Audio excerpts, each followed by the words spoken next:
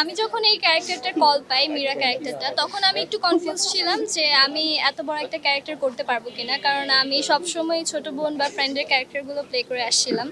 সেই জায়গা থেকে ইরফান সাজ্জাদ ভাইয়ের মতো অভিনেতার সাথে অ্যাক্টিং করা, তাদের স্কিলে অ্যাক্টিং করা ক্যামেরার সামনে একটু মনে হচ্ছিল টাফ। বাট যখন আমি কাজ করা শুরু করি, সেটে আসি, রাজ ভাইয়ের ডিরেকশন খুবই অ্যামেজিং অ্যান্ড খুবই ইজিলি আমাদের শ্যুটগুলো নেমে যায়। সো এই ক্যারেক্টারটা আমার এই মিডিয়া জীবনে মানে অন্য একটা লেভেলের জায়গায় নিয়ে গিয়েছে আমাকে।